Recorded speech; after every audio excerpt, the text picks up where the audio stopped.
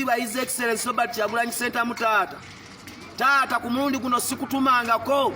naye mwana wa maama nsaba onzikirize leero nkutume taata bw'oba oyinamu akakadde ka $1 yaataako kayinza okwekubya seeka kayinza okwekubya empi taata nsaba okkirize onneebaliza abaasobodde okutugobera Kazimba Mugalu gye yabadde eyo ebweru gy'owangaalira taata omwebaze kubanga naffe eno gye tuli mu ssanyu okuwulira nga gye yabadde Kazimba Mugalu muga Katonda mugulu bamuvubutudde taata nsaba oweebaliza omukyalo oyo waliwo omukyalo yasinze okulabikira ennyo mu Katambi muga Katonda mugulu bannayuganda tusa ne tumuwa ebimuli taata tuli eno naffe mu ssanyu era kuno kulabula oyo yenna anaagezaako okwemanyiiza alikirabira mu bukulu oba n'abaana be balikirondoola oyo ye mwana wa Katonda omulamu His Excellency tazanyirwako abooluganda mu Kyagulanyi mbaagala bamikwano.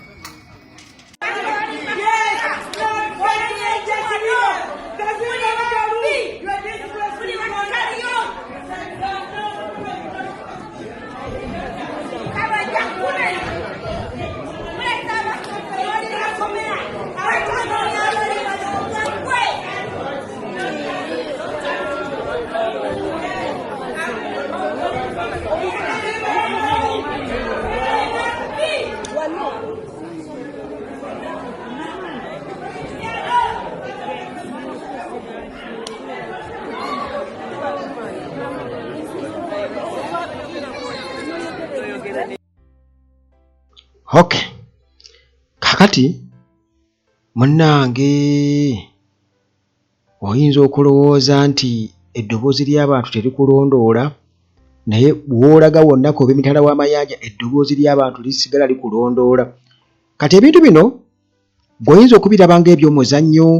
oba kati waliwo abayinza okudda ku mutimbagano kati olabye abannupu olabye empisa embi mulabye empisa embi naye mpisa mbi ki ezisinga omuntu ayinza okutwala n'akuwaggoonya ne zikulya aba ayiseewo ne mu mpisa embi kubanga omuntu ow'empisa embi asobola okubeera ow'empisa embi n'akuvuma n'akola ki ne baba akukubyemukko ku kibooko naye bw'abanga agenda kukutta nga n'amalaalo go tegalibeerawo ku nsi n'akutta ate n'asigala nga yeewaana nga bwasse ekyo kirala bannayuganda bamu tebakitunuulira era bajja kugamba olabye kale olabye kakati munnange omukulu Kazimba Mugalu obuzibu bwa butayimirira n'abantu munnaddiini olina okuyimirira n'abantu definitely ekikolwa ekyakoleddwa kyalibadde si kya buntu naye bagamba nti ababaziika okumpi be babaleetera okululuma nti omuntu bw'akulaga nti si munno kitegeeza taliba munno omuntu bw'akuvaamu abaakuvuddemu naye ensonga ezo eza Kazimba Mugalu kwegamba ebeera esoni oba kibe kyakuyiga eri bannaddiini oba abantu abali mu offices nga zirina kubeera nga ziryowa myoyo oba nga zikwasaganya mbeera y'abantu kati munnaddiini ate y'abawankizo ebintu bye yayogera kale nze ku sayidi yange oba oli awo nyinza obutamunenya nnyo kubanga simanyi masimu gaafuna simanyi kutiisibwa kwayitamu kuba Museveni ayogera nabo directly oba bakubira essimu n'amugamba ggwe muhoozi ayinza okukubira essimu nga tomanyi mbeera gy'aba alimu oba baagize nti kaakati ggwe nnyinza okukutta enkya singa teweegendereza oyinza okugobe kisoboka kati musajja n'atya munnange ng'akimanyi bulungi nnyo nti bano be balina okukola kubanga n'okugenda ewa muka Kyagulanyi bateekwa okuba baali ku pisito naye era tosobola ate kuvaayo n'oyogera bw'oti bw'oba osazeewo kusirika sirikira ddala naye kati ensobi gye yakola kwe kuvaayo okwogera nti abantu baŋŋamba mba sisobola kubafiiririra mwerwaneko mukole mutya mubiteeke ku musaalaba kakati kitegeeza nti omusaalaba balina ogukuteeka ku muganda wange anti oyagala musaalaba bagukuteekeko kakati awo oba oli ku musaalaba naye nga ebyo byebyo kubanga obulumi bw'abantu buba bulumi bw'abantu okufiirwa kw'abantu sijjagamba tekazimba mugalu yabonyaabonya eggwanga lino naye bw'abanga Janan Luumu ensonga eyamussa yali asazeewo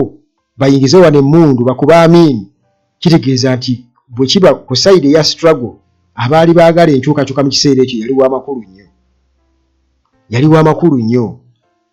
kati tewali nsonga gy'oyinza kubeera nga weesigamako okugenda ku Janan Luumu eyali yeewaddeyo ate gwe n'otandika okubeera nga obibalaatiramu bw'otyo y'ensonga lwaki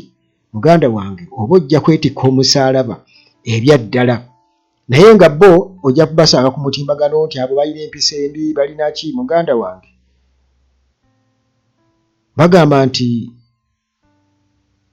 woddiza omulalu mu kyama ayogera obulungi aba akoze eki akubuze kati abantu basigaza amakubo ngaago okubeera nga bayitamu kati ate Uganda nze njagala okubagamba ekijja e Uganda kiyinza okubeera ekizibu muuko nti n'abo bonna abaweza kale nga olaba kaaba amaziga boowe Museveni twakulonda kaakali bino watu bwe tusasudde bajja tuka ekiseera nga bagamba tuviire